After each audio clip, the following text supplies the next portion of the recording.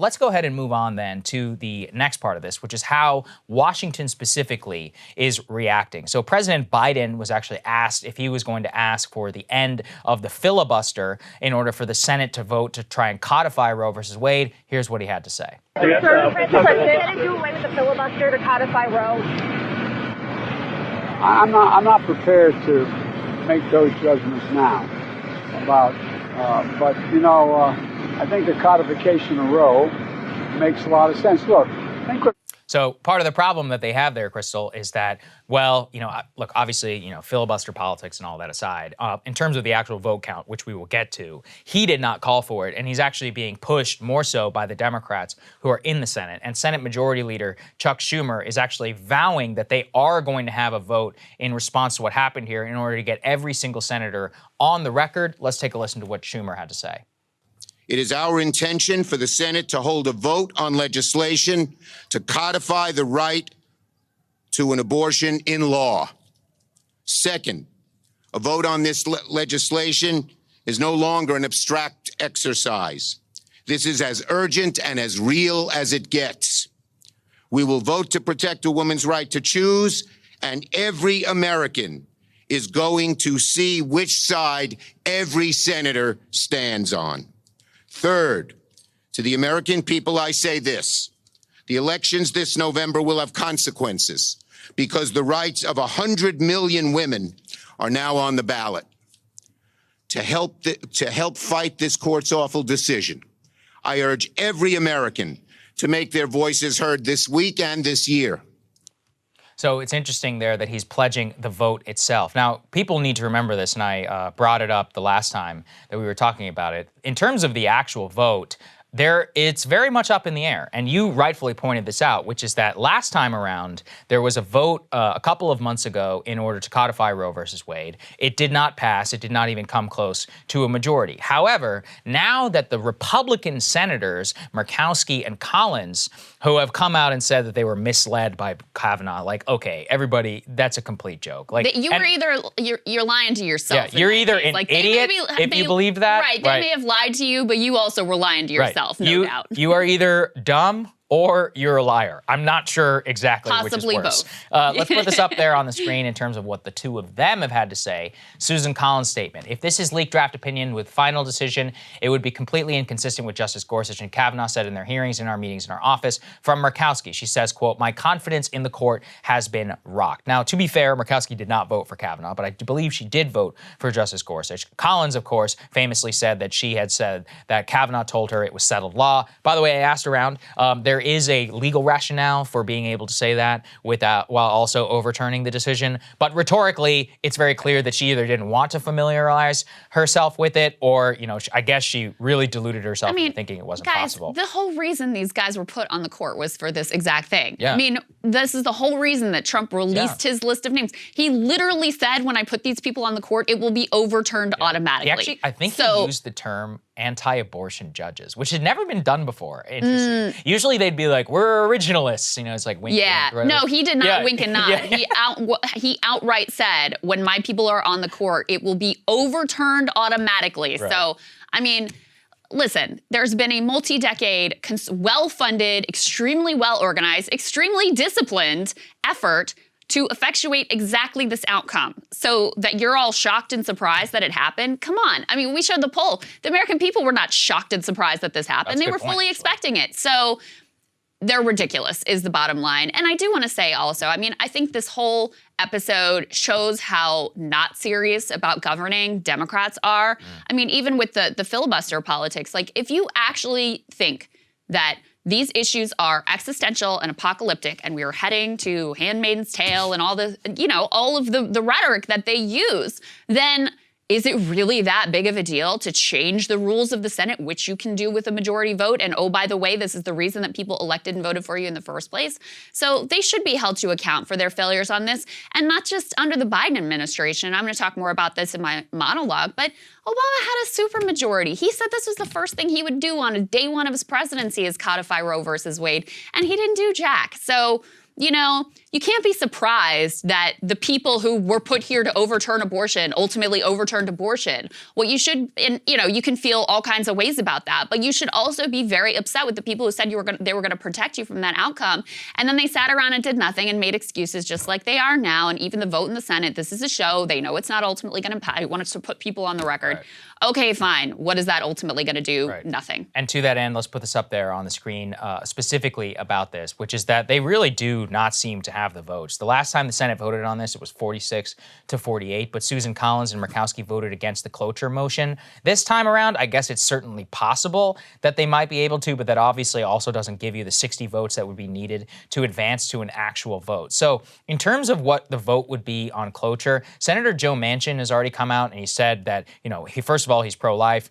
It's one of the reasons that he supported these justices, so he would not be a vote. You could possibly swap that out with Senators Murkowski and Collins, but, you know, I went ahead and checked, Krystal. Senator Casey, Bob Casey, Pennsylvania, I believe is the last pro-life Democrat. Well, I guess, you know, however you count Joe Manchin.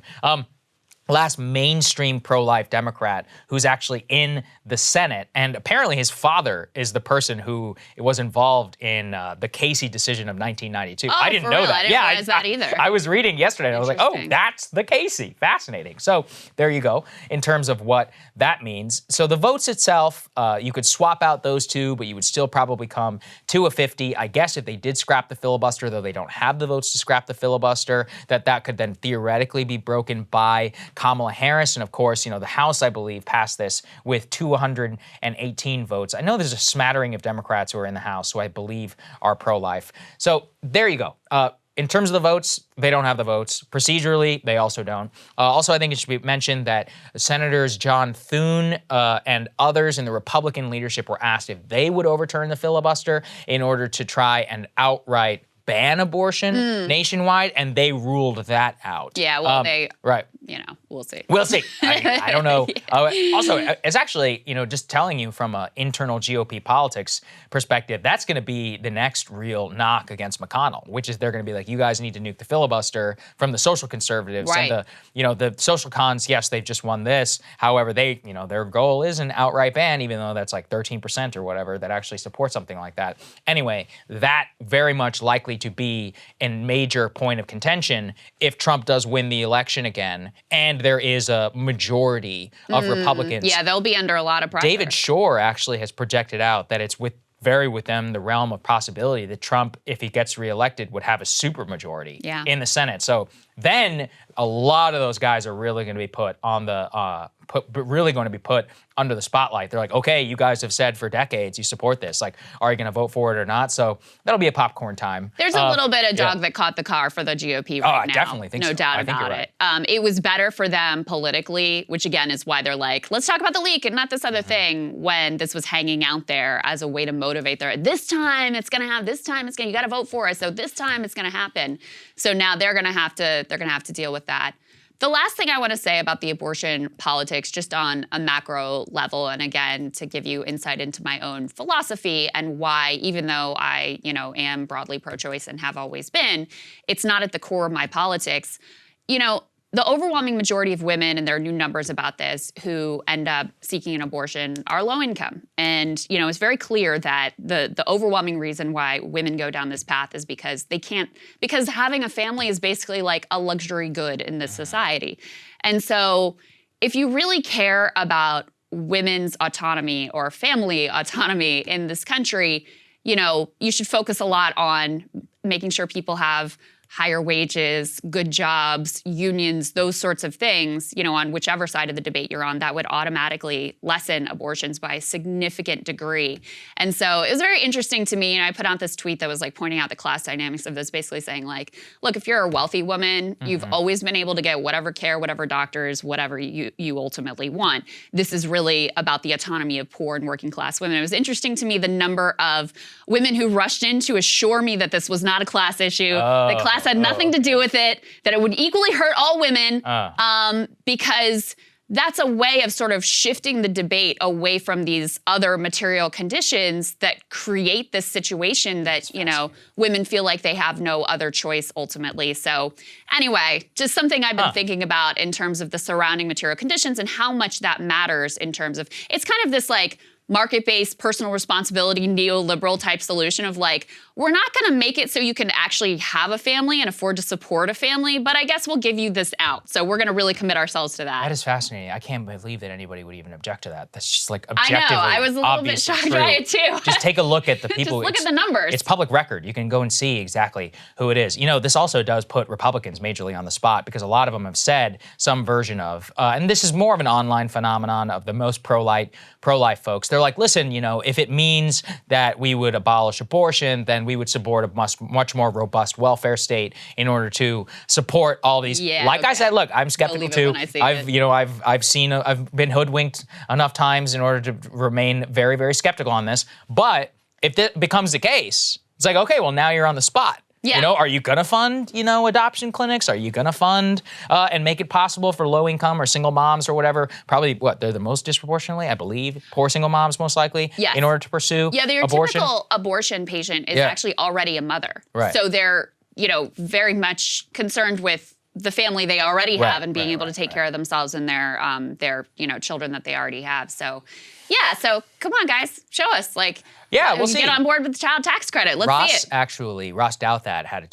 I think he had a column like years ago, maybe like a decade ago. Somebody can go and fact check me on this, where he wrote, he's like, look, I'm pro-life. I'm absolutely for the overturning of Roe versus Wade. He said, but I don't believe the Republican Party is ready yet for the robust welfare state that it would require and actually get rid of abortion in this country. So as usual, I think people, if they want an honest, you know, conservative perspective, they should go and listen to Ross specifically on this issue, because I think he, and a probably growing number, but still very nascent and small people, are going to be pushing that if that were to become the case. And it's a very good chance of saying, okay, show us where your money is. Like, show us, do you really believe this? Because if you do, you're going to have to support all of these sorts of policies. I remain incredibly skeptical. Yeah, because the reward in the GOP, and perhaps this is a good segue to our next segment, the reward in the GOP is not for being unorthodox on economics and, you know, supporting a robust support system for families and allowing people to have kids not as just a luxury good or get married not just as a luxury good.